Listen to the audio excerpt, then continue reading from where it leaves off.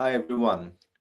In this short live video today, we are going to talk about one of the most common questions that is asked to me. What is the difference between stress, anxiety, and mindset? Many a times when I am saying I'm a business consultant who also talks about anxiety, people think this is about mindset and it's about attitude, about how we can win. There are so many self-help books available online as well as in print. And many of us are already experts in it, especially if you're going through stress or anxiety with or without your knowledge. So today let me clarify in simple terms what's the difference. And I'll give you some solutions on how to deal with it at the workplace. What's the difference in approach to dealing with it as well? So let's start with mindset because that is the most common term that is being used when people are stressed at work, overwhelmed, going through burnout. You see so many founders and CEOs talking about mindset and doing things even in the worst of situation. Someone climbed the actual Mount Everest or the mental or emotional equivalent or the life equivalent of it. So mindset is actually a set of belief systems that drive your decision making, that make you choose a certain decision in spite of what the outside situation is showing you. So for the same situation, if my mindset is different, I'll take a different decision, different risk, and someone else might just give up or go beyond me as well. So similarly, if you have seen the same situation before or a similar one, your mindset will be different. If you know how to bounce back, where people talk about resilience, your mindset is at a different level. And that comes from what have you believed in. And even if you believed something which was unhelpful, I'm not saying whether it is right or wrong, but unhelpful, you could change those belief system in a step-by-step process so that you approach the situation with a different mindset, with a more helpful mindset. And that you can find in many self-help resources. And this is what when people get stressed, they try to look for it. There are so many coaches trying to teach mindset. And I respect them. And this is really needed. However, that is different from stress and very different from anxiety.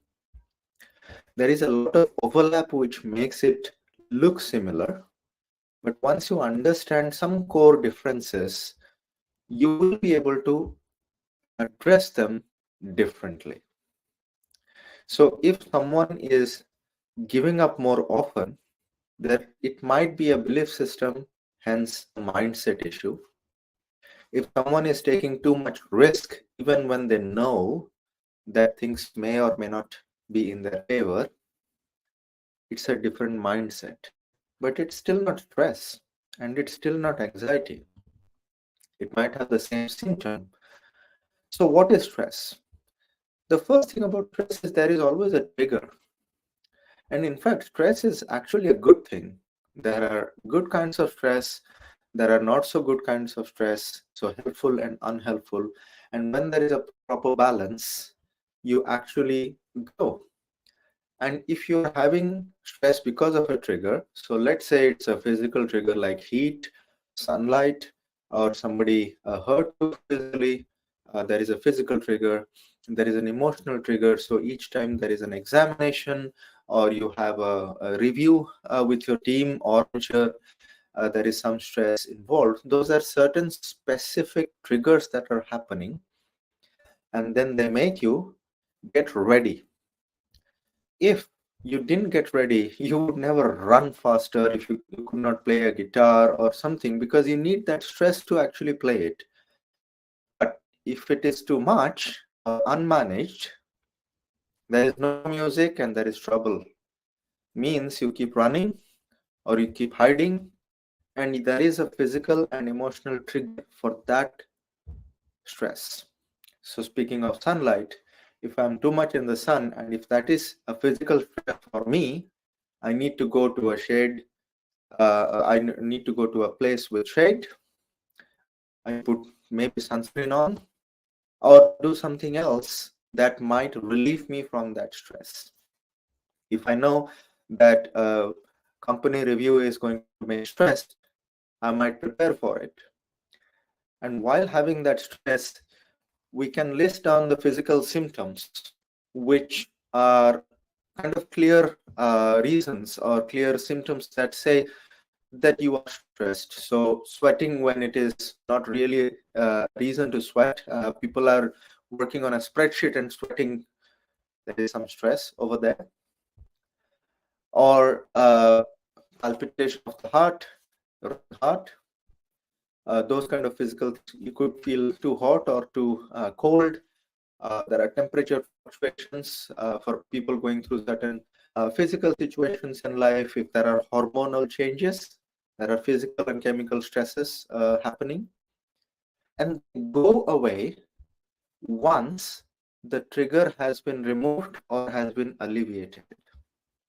Which means if I'm stressed because of heat and sunshine, and if I move myself to a different place or if I remove that trigger, after some time, I come to my version of normalcy. If the review is over, then I can come to my version of normalcy.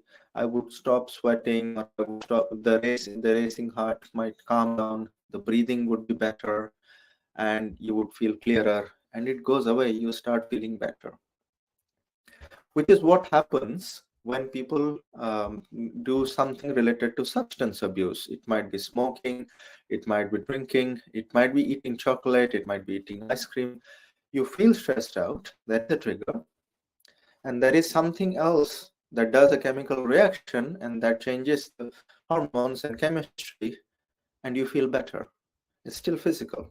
There is a reason, there is a duration, there is an intensity, and you can get out of it. Now, when it goes to the emotional side of things, beyond physical, so the physical things are already showing, and the emotion side of things, the mind has started getting cluttered, clouded, confused, and so forth. It has crossed the line to anxiety. And one key thing with anxiety is a sense of fear slash dread or danger. So when stress happens, you may or may not feel fear. As an example, if you are stressed because of temperature or if you're stressed because of a meeting, you may not feel that it's the end of the world or it's everything is going crazy. But when you are anxious, there is this unreasonable fear that everything is doomed and things are really going crazy. You cannot explain it. You may not even realize it. You might realize by again palpitation of the heart, breathing hard, racing thoughts in addition to racing heart. But when you stress, you may not have that feeling of fear or dread. In fact, some people actually feel excited when stressed. Some people actually get ready for doing something when they're stressed. But when they're anxious, they're worried beyond that state into fear. So if that is happening, if the same meeting is creating a chain of thoughts where you are going, the meeting will go wrong, you have already got some biases over there in perception. After the meeting is going wrong, I will become bad, and later I'm going to lose my job, and later the economy is going to hurt me. I'm not going to find a new job, and then I'll have a relationship issue, and then some. So there is a chain of thinking that has happened, and that is going to contribute to more and more anxiety. So there is a vicious circle over there. It has gone beyond stress. So if you are thinking about, so when there is, let's say there is a physical stress of again sunlight or heat, it's not yet anxiety, but if you have gone into thinking that, oh, I might get a skin disease, or because of my skin, something else will happen, or I might not have a relationship. So there is such broad topics being connected within the same thought chain, and we have gone into anxiety. Anxiety can be managed. There are methods to manage it, and when we are not able to manage it, it goes to generalized anxiety disorder. And there are methods again to bring you back to your version of normalcy, but that is very different from stress, and that is very different from mindset. In our app, we give 12 to 18 symptoms and 12 to 18 solutions how to come back to your version of normalcy. In this video, I'll simply categorize them into three parts. One, use your body. Two, use your mind. And three, use your intellect. So when you use your body, you could go for a walk, you could have a glass of water, sit down, do deep breathing, calm down, and start regulating your body. If it is a physical or chemical stress, so as an example, if you had too much sugar or an allergic reaction, those are stresses as well. You need to bring the body down to its normalcy, and depending on the severity, please do take medical help. You know when to take it, and if you are in doubt, take help. Taking help is a sign of strength. Using the mind, you could listen to music, you could meditate, you could focus on something, and you could combine the body and the mind by, for example, doing a workout where the body is involved and the mind is involved. When you are lifting that much weight or doing something with focus, your mind cannot wander. So from millions of thoughts, you come down to few thoughts, if not zero thought, or if not one thought, which is where zero thought is when you're sleeping, when you're really calm, and one thought or two thoughts are when you're really focused on what you're doing, when you at that flow state.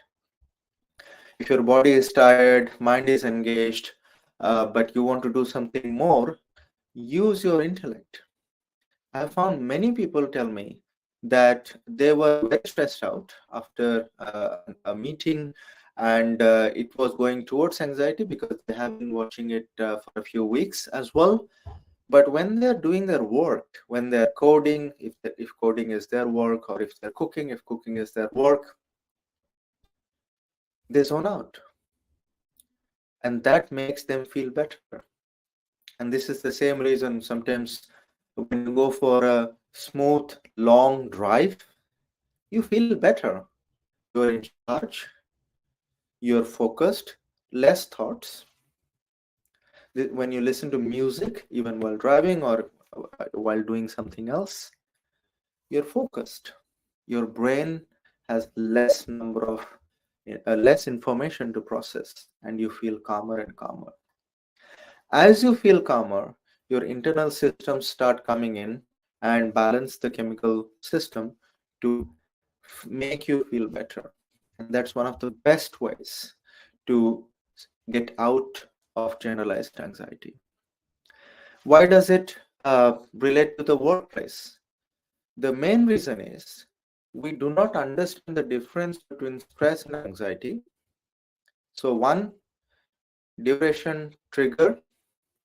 So, how long is it? And there is a specific trigger for stress. Once trigger is gone, you come back to your version of normalcy. In anxiety, it carries on. Two, there is a sense of dread or fear with anxiety, as if something is really going to end, and it's seriously there's unconnected things start getting connected in your head, and you say, if I lose this meeting, then this happens, then this happens, then this happens, and then life is like, wow, crazy. Three, the intensity is more with anxiety, both with the physical symptoms. In stress, you might breathe uh, heavily, but in anxiety, it might be like panicking and palpitation and so forth. We have a list of 18 symptoms in our app, like I mentioned. And both of them can be managed by using BMI: body, mind, and intellect. If your mind is not able to sit still, use your body, listen to music, do a workout, have a glass of water, rest. There's so many things. Again, some of these are available on the app to use them. Practical. Go for a drive, do something that you enjoy, gives you sense of purpose. And when these things are also done, but you still need some more, use your intellect. Solve a puzzle, solve a problem, do coding, programming, cooking, anything that engages your intellect. That really helps you. Now, when this is done correctly, when you are in a state of calm clarity, if stress and anxiety are being managed, I'm not saying solved, managed, you take the right decisions. When you take the right decisions, that directly affects your job and your business, depending on what you're up to, whether it's your own business, you are a business leader, or you are an employee of a larger organization. The decisions are quite clear. Once the decisions are clear, they directly affect your salary or revenue, and they also affect customer feedback. That's something that people forget. They keep on thinking about employee happiness, which is definitely important, but happy employees lead to happy customers. And if you are an individual, when you have done these things correctly, people will come back and say, you look different, you are different, you feel different, there is something else going on. And they feel happy to meet you. And that's when you have gone from being stressed or anxious to managing it correctly.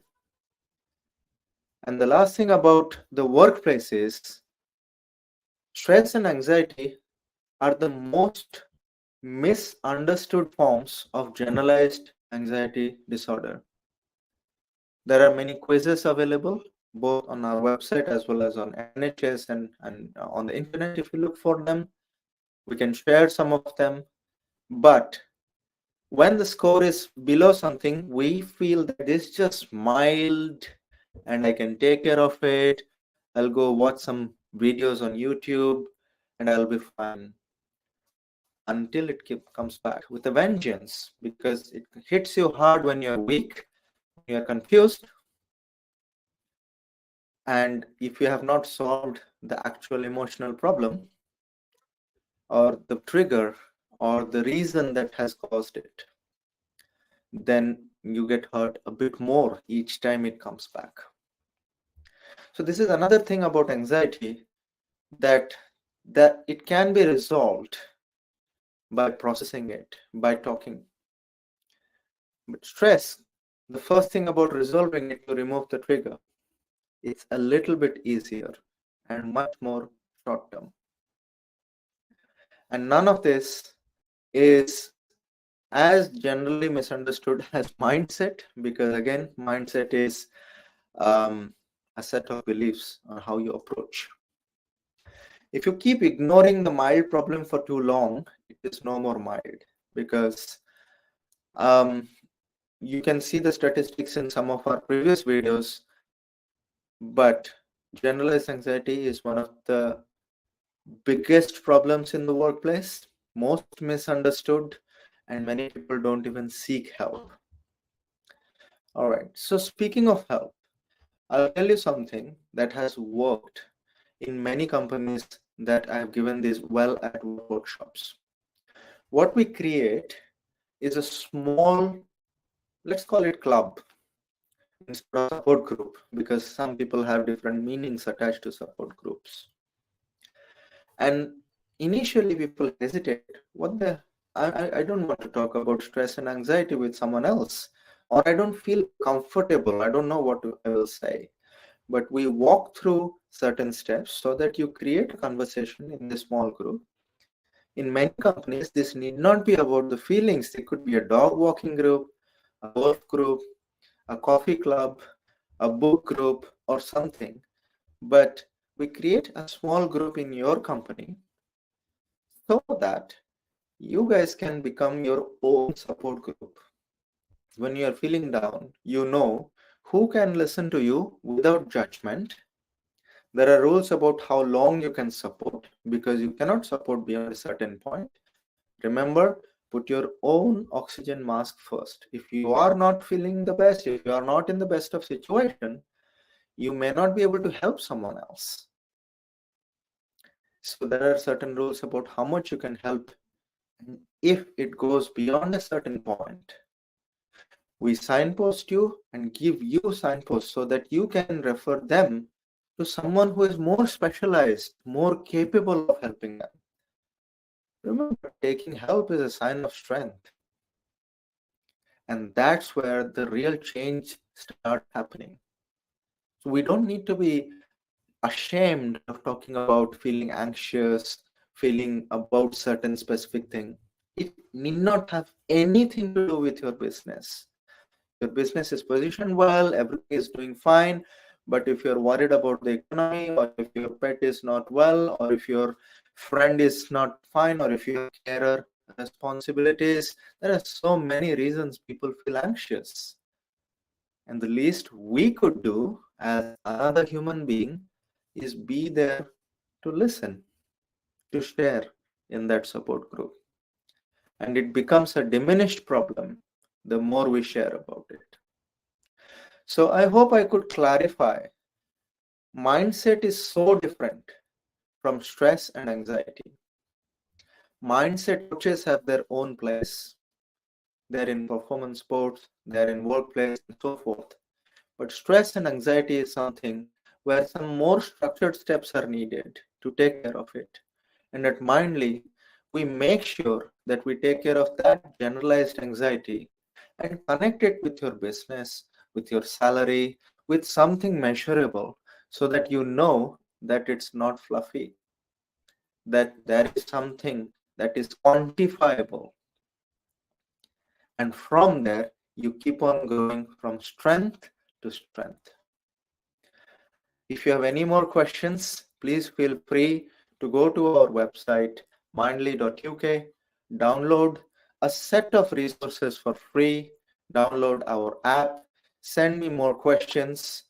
I'm a business consultant talking about anxiety, mainly because life happens and it should not affect business. Once you fix, process, and make it peaceful, your business will also grow. Talk safely with Mindly. Thanks for listening.